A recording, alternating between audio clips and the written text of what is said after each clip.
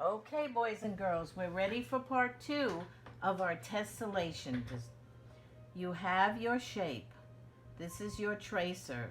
We often call it a template. Template. Template and tracer will mean the same thing for us, and you have it taped together so it doesn't move. If you want, sometimes I put some tape on the back just to make sure it really sticks together for me. Now it's really strong. And we'll begin. You need your pencil. Take your template. Now you can decide to hold it this way or this way, however you like. I decided this way. I'm going to put the ends right here at the end of my paper. Is this the end? Nope. Right at the end. There we go. And my top fits right here. It's nice and straight. Now I hold it very still. Whoop. See? Gotta hold it.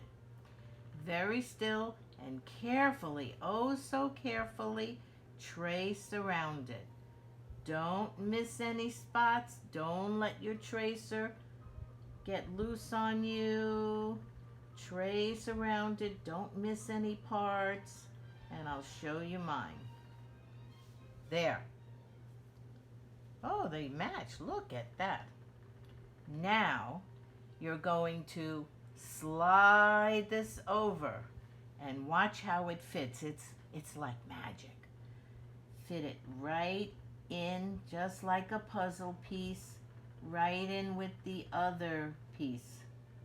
Right at the top here, right at the bottom.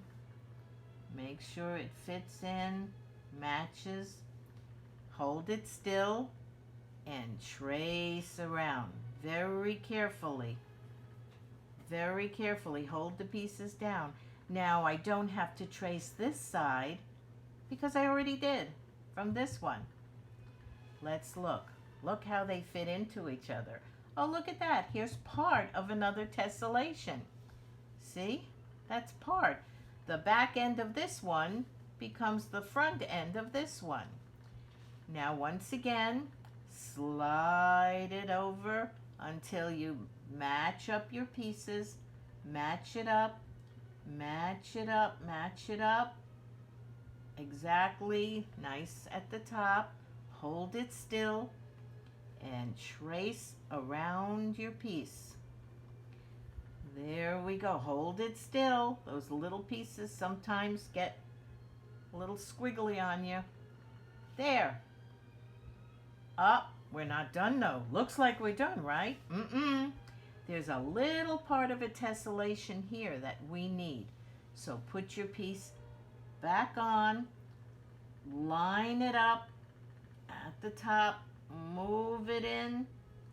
There we go. And don't forget, oh, I gotta move mine up a little bit. There we go here. There we are. All I really needed was a line here, and this is part of the rest of my other tessellations. Now we move to the next row.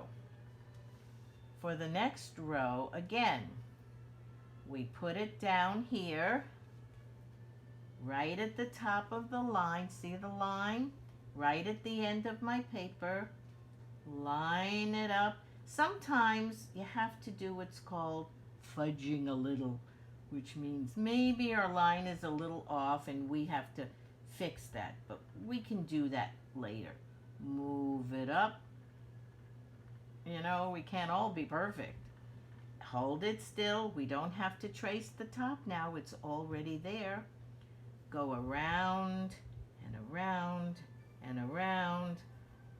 Hold it still. That's the trick. Sometimes it slips around and everything changes. There we go. And fit the next one in, and that's the way you keep working on it, boys and girls, until you've completely filled the page from top to bottom, side to side. And sometimes the whole shape won't fit in because you just don't have enough room, and that's okay. Here we go. I'm missing the whole bottom of this one, but that's okay. That's what happens in a tessellation. Sometimes you're missing part of it. But I made sure I got all the pieces at the end, which I thought I was going to forget about. Okay? Even this one. This little part there wasn't enough room. That's okay. That's what happens in a tessellation.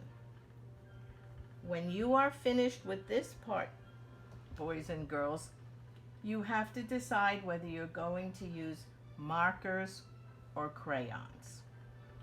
If you're going to use crayons, which by the way can look very lovely, you need to outline everything with a black crayon. Outline all of the parts, everything that you did in pencil, you outline with a black crayon. Here's my black crayon. Now when you're using a crayon, even in the art room, remember I tell you it's really nice to have something soft underneath you. It makes the crayons work better and it just feels nicer. So I found this old magazine laying around in the house. It's a little small, but it'll do. I can move my paper around, but I start to trace around. Don't change anything. Just trace carefully, carefully all of your lines, like that. If you want to trace it in a Sharpie, that's okay. You can use a Sharpie for the crayons or for your color markers, your watercolor markers, water-based markers, I'm sorry. And by the way, crayons do look very nice. Here's one I did with a crayon technique that I'll tell you about, and this is crayons. Looks nice.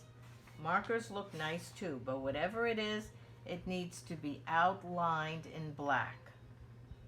And when you come back for part 3, after it's all done, we're going to go over how to put the color and the details. Okay, boys and girls, I'll see you for part 3.